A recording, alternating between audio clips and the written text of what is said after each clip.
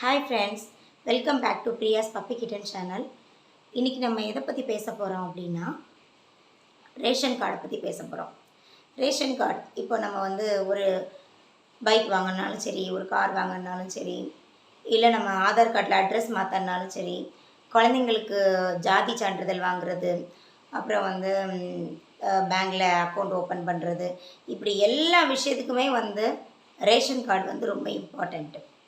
அதே மாதிரி வந்து நமக்கு நம் எல்லோரும் நினைக்கிற மாதிரி அரிசி, பருப்பு, சீனி இது எல்லாமே ரேஷன் கடையில் நமக்கு கிடைக்கிது, ரொம்ப மலிவான விலையில். இது மாதிரி நம்ம எல்லாருக்குமே வந்து ரேஷன் கார்டு அப்படிங்கிறது வந்து ரொம்ப ஒரு அத்தியாவசியமான ஒரு பொருள். இப்போ இந்த ரேஷன் கார்டில் நமக்கு என்ன பிரச்சனை வரும் அப்படின்னா, இப்போ வந்து கணவனும் மனைவியும் வந்து சண்டை போட்டு பிரிஞ்சிடுற நேரத்தில் வந்து அந்த கணவனோ மனைவியோ யாராவது ஒருத்தர் வந்து அந்த ரேஷன் கார்டை வச்சுக்கிட்டு இன்னொருத்தங்களுக்கு வந்து தரமாட்டேன் அப்படின்னு சொல்லி ரொம்ப பிடிவாதம் பண்ணுறது, அவங்கள அது மூலமாக ஏதாவது கஷ்டப்படுத்த முடியுமா அப்படின்னு சொல்லி பண்ணுறது. அது மாதிரி எனக்குமே நடந்தது என்னோடய வாழ்க்கையிலையும் கூட. 2018 நாங்கள் வந்து ஒருத்தர் பிரிஞ்சு எங்களோட பிரச்சனை வந்து கோர்ட்டுக்கு போயிடுச்சு. அப்போது இருந்து எங்களோட ரேஷன் கார்டு என் பேர், என்னோடய பசங்க பேர் எல்லாம் இருக்கிற அந்த ரேஷன் கார்டை அவர் எடுத்துகிட்டு போயிட்டார். எனக்கும் வந்து ஒரு என்னோடய ஆதார் கார்டிலேருந்து குழந்தைங்களோட பர்த் சர்டிஃபிகேட்லேருந்து எந்த ப்ரூஃபுமே இல்லாமல் எல்லாத்தையுமே எடுத்துகிட்டு போயிட்டார். அது குறித்து நான் நிறைய போலீஸில் வந்து கம்ப்ளைண்ட் பண்ணியிருக்கேன், எப்படியாவது வாங்கி கொடுங்கன்னு. எங்கே போனாலும் நான் ஒரு மாற்றுத்திறனாளி, நான் வந்து நீங்கள் என்ன இது மாதிரிலாம் வந்து என்கிட்ட ரேஷன் கார்டு கேட்டால் அது கேட்டால் நான் உங்களை கம்ப்ளைண்ட் பண்ணுவேன் அப்படின்னு சொல்லி, அது மாதிரி வந்து எல்லாரையும் வந்து பெட்டிஷன் போடுறது, மிரட்டுறது, இது மாதிரி வந்து பண்ணிக்கிட்டே இருந்தார். ஸோ என்ன போலீஸ் ஸ்டேஷனை அப்புறம் போலீஸ் எல்லோரும் சொல்லிட்டாங்க, நீங்கள் தாலுகா ஆஃபீஸ்க்கு போங்க, தாசில்தார்கிட்ட போய் கம்ப்ளைண்ட் பண்ணுங்கள், அப்போ தான் உங்களுக்கு ரேஷன் கார்டு கிடைக்கும் அப்படின்னு சொல்லி போலீஸ் ஸ்டேஷனில் இருந்து என்னை வந்து தாலுகா ஆஃபீஸ்க்கு அனுப்பிட்டாங்க. அப்புறம் தாலுகா ஆஃபீஸில் போய் நான் இது வரைக்கும் ஒரு 5-6 தாசில்தார்கிட்ட வந்து மாறிட்டே இருந்தாங்க. அவ்வளோ பேர்கிட்ட வந்து நான் வந்து மனு கொடுத்துருப்பேன். இந்த மாதிரி என்னோடய பேரும் என்னோடய பசங்களோட பேரையும் அந்த கார்டிலேருந்து நீக்கி எங்களுக்கு புது ரேஷன் கார்டு தரணும் அப்படின்னு சொல்லி நான் மனு கொடுத்துருந்தேன். அதுக்குமே வந்து தாசில்தார் எல்லோரும் என்ன சொன்னாங்கன்னா, உங்களுக்கு வந்து உங்கள் பேரை நீக்கணும்னா ஒன்று வந்து டைவர்ஸ் ஆகிருக்கணும், அந்த சர்டிஃபிகேட் வேணும். அப்படி இல்லைன்னா வந்து உங்கள் பேரை நீக்கிறதுக்கு நாங்கள் வந்து அவர்கிட்ட உங்கள் வீட்டுக்காரர்கிட்ட கேட்கும்போது அவர் வந்து ஒரு ஓடிபி சொல்லணும், அந்த ஓடிபி இருந்தால் தான் உங்கள் பேரெல்லாம் நீக்க முடியும் அப்படின்னு சொல்லி இந்த மாதிரி 2 ஆப்ஷன் சொன்னாங்க. எனக்கு வந்து கோர்ட்டில் வந்து டைவர்ஸ் கேஸ் நடந்துகிட்டு இருந்ததுனால சரி அப்போது அவர்கிட்ட ஓடிபி கேட்டு பேர் நீக்கி கொடுங்கன்னு நான் கேட்டிருந்தேன். அப்போ ஓடிபி வந்து அவர் சொல்லவே மாட்டேன்ட்டார். ஓடிபி கேட்ட தாசில்தாரையும் வந்து மறுநாளே வந்து கம்ப்ளைண்ட் அனுப்பிடுறது. இப்படியே வந்து பண்ணிக்கிட்டு இருக்கும்போது எனக்கு வந்து ரொம்ப நெருக்கடி. என்ன விஷயம்னா, என் பையன் வந்து 8th வந்துட்டான். அவன் வந்து ஃபிஃப்த்து படிச்சுட்டு இருக்கிறதுலேருந்து நாங்கள் கேட்டுக்கிட்டே இருந்தோம். கிட்டத்தட்ட வந்து அவன் 8th முடிச்சு 9th போகிறான். அப்போ எனக்கு ரொம்ப பயம் வந்துட்டு. ஏன்னா 10th எக்ஸாம் எழுதணும் அப்படின்னா நமக்கு கண்டிப்பாக ஜாதி சான்றிதழ் வேணும். ஜாதி சான்றிதழ் எங்களுக்கு கிடையாது. அப்போ வந்து என்ன பண்ணேன் அப்படின்னு சொல்லிட்டு, நான் கண்டிப்பாக எப்படியாவது வந்து வேணும்னு சொல்லிட்டு நான் முதலமைச்சர் தனிப்பிரிவு வரைக்கும் கொரோனா டயத்தில் முதலமைச்சர் தனிப்பிரிவு வரைக்கும் நான் மனு கொடுக்க ஆரம்பிச்சிட்டேன். ஏன்னா வந்து இங்கே எல்லாம் வந்து எல்லாரையும் மிரட்டிக்கிட்டே அவர் வந்து தரமாட்டுக்கிறாரு அப்படிங்கிறனால அது மாதிரி இது மாதிரி என்ன மாதிரி நிறைய பெண்கள் வந்து முதலமைச்சரோட தனிப்பிரிவுக்கு வந்து இந்த மாதிரியான ரேஷன் கார்டு பிரச்சனையை வந்து கொண்டு போனதுனால அது வந்து முதலமைச்சர் மு.க.ஸ்டாலின் அவர்களோட பார்வைக்கு கொண்டு போய் சேர்த்துட்டாங்க. அதை உடனடியாக முதல்வர் ஐயாவும் ஒரு ஜிஓ போட்டாங்க. எப்போது அக்டோபர் 26, 2021. அதில் என்ன சொல்லியிருந்தாங்கன்னா, இது மாதிரி வந்து கணவனை பிரிஞ்சிருக்கிற பெண்களுக்கு வந்து அவங்களோட மாமனாரோ இல்லைனா வந்து கணவரோ வந்து ரேஷன் கார்டிலேருந்து பேரை நீக்கிறதுக்கு வந்து அனுமதிக்க மாட்டேன் அப்படின்னு வந்து அந்த பெண்களை வந்து பெண்கள்கிட்ட பிரச்சனை பண்ணுற மாதிரியான சிச்சுவேஷன் இருந்தால் அந்தந்த பர்டிகுலர் அந்த ஏரியாக்குள்ளே தாசில்தாரே வந்து நேரடியாக போய் அந்த பெண்கள் அவங்க கணவர்கிட்டேருந்து பிரிஞ்சு தான் இருக்கிறாங்களா, அவங்க குழந்தைங்களும் அவங்க கூட தான் இருக்காங்களா அப்படிங்கிறத வந்து தணிக்கை முறையில் கள ஆய்வு செஞ்சு பக்கத்து வீடுலையும் வந்து அதை விசாரணை நடத்தி எழுத்துப்பூர்வமான ஒரு வாக்கு மூலமும் வந்து வாங்கிக்கிட்டு அவங்களோட அதிகாரத்துக்கு உட்பட்டு அவங்க வந்து கணவரோடையோ இல்லை மாமனார் மாமியார் அவங்களோட அனுமதியே இல்லாமல் அந்த பர்டிகுலர் ரேஷன் கார்டிலேருந்து அந்த பெண்களோட பேரையும் அந்த குழந்தைங்களோட பேரையும் நீக்கி கொடுக்கலாம், நீக்கி புது ரேஷன் கார்டு கொடுக்கலாம் அப்படின்னு சொல்லி ஒரு புதுசாக வந்து ஒரு ஜீவோ வந்து 2021 அக்டோபர் 26 முதல்வர் ஐயா வந்து ஸ்டாலின் ஐயா வந்து ஒரு விஷயம் வந்து அப்போது ஒரு ஜீவோ போட்டிருந்தார். அந்த தமிழக அரசோட அரசாணைக்கு இணங்க நான் வந்து 2021 ஆர்டர் போட்டாங்க. 22 போய் நான் வந்து தாலுகா ஆஃபீஸில் கேட்கும்போது என்ன சொல்லியிருந்தாங்கன்னா, இது மாதிரி ஜீவோ போட்டிருக்காங்கம்மா, ஆனால் சர்க்குலர் எங்களுக்கு வந்து சேரலை, சர்க்குலர் வந்தோன்னா கண்டிப்பாக உங்களுக்கு வந்து பண்ணித்தரோம் அப்படின்னு சொல்லியிருந்தாங்க. அதுக்கப்புறமா அந்த ஜீவோலாம் வந்ததுக்கு வரும்னு சொல்லிட்டு நானும் வெயிட் பண்ணிகிட்டே இருந்தேன். அப்புறம் கொஞ்ச நாள் கழித்து வந்து பையனும் வந்து 9th முடிச்சு 10th போகிற அந்த ஸ்டேஜ் வந்துடுச்சு. உடனே நானே நேராக போயிட்டேன் தாசில்தார் ஆஃபீஸில் போய் அந்த ஜீவோ சர்க்குலர் வந்ததா இல்லையா, எனக்கு எப்படியாவது ரேஷன் கார்டு கண்டிப்பாக வேணும், ஏன்னா என் பையன் வந்து 10th எக்ஸாமே இல்லைனா எழுத முடியாது.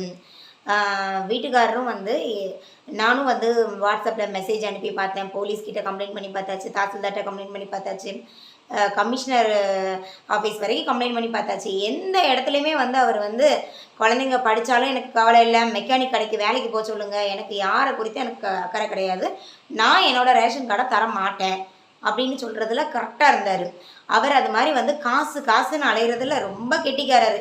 இந்த கொரோனா டயத்தில் ஒரு 4000 ரூபா கொடுத்தாங்க, ஒரு 2000 ரூபா கொடுத்தாங்க, கவர்மெண்ட் வேலை பார்த்துக்கிட்டு 1 லட்ச ரூபா சம்பளமும் வாங்கிக்கிட்டு அதை போய் மெனக்கிட்டு வாங்கி அதே மாதிரி வந்து கிட்டத்தட்ட வந்து 5 வருஷமாக எனக்கு என்னோடய குழந்தைங்களுக்கு எல்லாருக்கும் சேர்ந்த அரிசி பருப்பு சீனி இதெல்லாம் வாங்கி என்ன தான் பண்ண போகிறாங்கன்னு தெரியல. நான் சொல்லியிருக்கேன், ஏற்கனவே ஒரு வீடியோவில் சொல்லியிருக்கேன், டாக்ஸிக் பீப்புள், அவங்க இருந்தாலும் பிரச்சனை தான், இறந்தாலும் பிரச்சனை தான் அப்படிங்கிற லெவலுக்கு நம்மளை கொண்டு பாடாப்படுத்தி விட்டுருவாங்க. அதனால எனக்கு ரேஷன் கார்டு கிடைக்காம இவ்வளோ பிரச்சனை. அதுக்கப்புறமா இவ்வளோத்துக்கும் என்னோட கார்டியன் கேஸில் வந்து இந்த மாதிரி குழந்தைங்களை கேட்டு அவர் ஒரு கேஸ் போட்டிருந்தாருல, அதில் கூட அந்த தீர்ப்பில் கூட இதை மெயினாக சொல்லியிருந்தாங்க. இந்த மாதிரி குழந்தைங்கள் படிப்புக்குன்னு அந்த அம்மா ரேஷன் கார்டு கேட்டிருக்காங்க, அதுக்கு கூட அவர் கொடுக்காம ரொம்ப ஸ்டபானாக இருந்ததுனால, இவருக்கு குழந்தைங்களோட கல்வி குறித்த எந்த அக்கறையும் இல்லாததுனால இவர்கிட்ட குழந்தைங்களை ஒப்படைச்சா குழந்தைங்கள் வந்து எதிர்காலம் வந்து நல்லா இருக்காது, அதனால் தாய்கிட்ட இருக்கட்டும் அப்படின்னு சொல்லி அது என்னோட தீர்ப்பில் கூட இந்த ரேஷன் கார்டு பிரச்சனை வந்தது. அந்த அளவுக்கு வந்து ஒரு முக்கியமான ஒரு பிரச்சனையாக எனக்கு அந்த ரேஷன் கார்டு பிரச்சனையை வந்து என் தலையில் தூக்கி போட்டுட்டார். அதுக்கப்புறம் தான் வந்து அந்த ஜீவோ போட்டதுக்கப்புறமா தாசில்தார் ஆஃபீஸில் சொல்லிட்டாங்க, இந்த மாதிரி வந்து டைவர்ஸ் ஆன ஆர்டர் வேண்டாம், கோர்ட்டில் கேஸ் இருக்கிற எந்த எதுவுமே வேண்டாம், நீங்கள் வந்து எழுத்துப்பூர்வமாக இந்த மாதிரி எங்களுக்குள்ள பிரச்சனை இருக்குது, நாங்கள் பிரிஞ்சு தான் இருக்கோம், கோர்ட்டில் கேஸ் நடக்குது, அதோட தீர்ப்பு என்னவாக இருந்தாலும் அதுக்கு நான் கட்டுப்படுவேன், எனக்கும் என்னோடய குழந்தைங்களுக்கும் படிப்பு விஷயத்துக்காண்டி ஜாதி சான்றிதழ் வாங்குறது விஷயத்துக்காண்டி எங்களுக்கு ரேஷன் கார்டு தேவை, அதனால் எங்களுக்கு ரேஷன் கார்டு தாங்கன்னு சொல்லி எங்ககிட்ட ஒரு லெட்ரு எழுத்துப்பூர்வமாக வாங்கிட்டு நாங்கள் அதை சைன் பண்ணி ஸ்டாம்ப் போட்டி கொடுத்தோம். அந்த லெட்டரை வாங்கிட்டு அப்புறமா வீட்டுக்கும் வந்து எல்லாம் பக்கத்துலலாம் விசாரிச்சுட்டு நாங்கள் தனியாக இருக்கோமா, எங்களுக்குள்ள கேஸ் நடக்குதா எல்லாத்தையுமே வந்து ஆதாரப்பூர்வமாக செக் பண்ண பிறகு எங்களுக்கு வந்து தனியாக ரேஷன் கார்டு வந்து போன வருஷம் 2023 ஜனவரி மாதம் பொங்கலை ஒட்டி எங்களுக்கு ரேஷன் கார்டு தனியாக என் பேர்லேயும் என்னோடய பசங்க பேர்லேயும் கொடுத்துருக்காங்க. இதை இப்போ இந்த வீடியோ நான் எதுக்காக நான் சொல்கிறேன் அப்படின்னா, நிறைய ஆண்களும் பெண்களும் இதை மாதிரி வந்து அட்ரஸ் இல்லாமல் ஆக்கி நம்மளை வந்து அப்படியே வந்து அலக்கழிக்க விடுறதுக்குன்னு ஒரு கும்பல் இருக்காங்க. அவங்கக்கிட்ட மாட்டிக்கிட்டு என்ன மாதிரியே வந்து ஆணோ பெண்ணோ யாரோ ஒருத்தங்க வந்து இது மாதிரி ரேஷன் கார்டு கிடைக்காம இந்த ஜீவோ குறித்து உங்களுக்கு தெரியாமல் இருக்கிறவங்களுக்காக தான் இந்த அவேர்னஸ் வீடியோ. இந்த வீடியோ படி வந்து நான் சொல்ல விரும்புகிறது என்ன அப்படின்னா, உங்களோட கணவரோ இல்லைனா வந்து உங்களோட கணவர் குடும்பத்தை சார்ந்தவங்களோ இல்லை வந்து மனைவியோ வந்து ரேஷன் கார்டை தராமல் உங்களுக்கு பிரச்சனை பண்ணிக்கிட்டு இருந்தாங்கன்னா, நீங்கள் உங்களுக்கு எந்த தாசில்தார் வருவாரோ அந்த உணவு வழங்கல் அந்த தாசில்தாரை போய் நீங்கள் போய் பாருங்கள். நீங்கள் கண்டிப்பாக பார்த்தீங்கன்னா உங்கள் வீட்டுக்கு வந்து அவங்க செக் பண்ணிவிட்டு உண்மையிலே நீங்கள் பிரிஞ்சிருந்தீங்கன்னா அவங்க வந்து உங்களோட பேரை நீக்கி உங்களுக்கு வந்து புது ரேஷன் கார்டு தருவாங்க. ஏன்னா அதால் மட்டும்தான் நம்ம வந்து ரேஷன் கார்டு தனியாக வாங்க முடியும். நம்மளே வந்து புது ரேஷன் கார்டு அப்ளை பண்ணலாமான்னு நினச்சா கூட நம்மளோட ஆதார் கார்டு வந்து அந்த பழைய ரேஷன் கார்டில் லிங்க் ஆகியிருக்கும். அதனால் நம்ம வந்து புதுசாகவும் ரேஷன் கார்டு அப்ளை பண்ண முடியாது. என்ன மாதிரி இது மாதிரி பாதிக்கப்பட்ட பெண்கள் வந்து நிறைய பேர் இருக்கீங்க, நிறைய ஆண்களும் பாதிக்கப்பட்டிருக்காங்க. அவங்களுக்காக தான் இந்த வீடியோ. இந்த வீடியோவை பார்த்து வந்து யாராவது ஒருத்தர் பயனடைஞ்சாலும் எனக்கு ரொம்ப சந்தோஷம்தான். இது மாதிரி ஒரு நல்ல ஒரு ஸ்கீம் தமிழக முதலமைச்சர் ஐயா மு.க. ஸ்டாலின் அவர்கள் வந்து இந்த மாதிரியான ஒரு திட்டம் கொண்டு வந்ததுக்கு அவருக்கு நன்றி தெரிவிச்சுக்கிறேன் இந்த வீடியோ மூலமாக. ஏன்னா வந்து 6 வருஷமாக அவ்வளோ கஷ்டப்பட்டிருக்கோம் ரேஷன் கார்டுக்காக. இப்போ வந்து முதல்வரையா அந்த மாதிரி ஒரு ஸ்கீம் கொண்டு வந்ததுனால தான் இன்றைக்கி என்னோடய பையன் வந்து 10th முடித்து அவன் வந்து ஒரு நல்ல மார்க் எடுத்து பாஸ் ஆகியிருக்கான். இப்போ அந்த ரேஷன் கார்டு மட்டும் இல்லைன்னா அவன் இன்றைக்கி எக்ஸாம் கூட எழுதியிருக்க முடியாது. ஏன்னா என்னால் ஜாதி சான்றிதழ் வாங்கியிருக்க முடியாது. ஸோ இது மாதிரி பசங்க வந்து படிச்சுட்டு இருக்கிற பட்சத்தில் ரேஷன் கார்டு இல்லாமல் அதே மாதிரி வந்து உணவுப் பொருட்களுக்காகவும் வந்து நம்ம ரேஷன் பொருட்களை வாங்க முடியாமல் யாரெல்லாம் வந்து பிரச்சனைக்குள்ளே இருக்கீங்களோ அவங்களுக்கு இந்த வீடியோ வந்து ஒரு நல்ல ஒரு சொல்யூஷனாக இருக்கும். இதை வந்து நீங்கள் நான் சொல்கிற விவரம் வந்து நீங்கள் தாசில்தார் ஆஃபீஸுக்கு போனீங்கன்னா அங்கேயுமே ஒரு பெரிய போர்டு வச்சுருப்பாங்க, அதுலேயுமே இருக்கும். நீங்கள் சம்மந்தப்பட்ட தாசில்தாரை போய் பார்க்கணுன்னு நான் கேட்டுக்கிறேன்.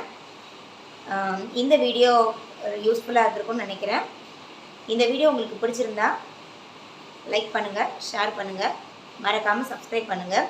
இதே மாதிரி கணவனை பிரிஞ்சிருக்கிற பெண்களுக்கு வந்து வேறு ஏதாவது சந்தேகங்கள் இருந்தாலும் இது மாதிரியான விஷயங்களில் ஏதாவது சர்டிஃபிகேட் வாங்குறது, இதில் ஜாதி சான்றிதழ் வாங்குறது, இது குறித்த ஏதாவது சந்தேகங்கள் இருந்தாலும் நீங்கள் கமெண்ட் செக்ஷனில் சொல்லுங்கள்.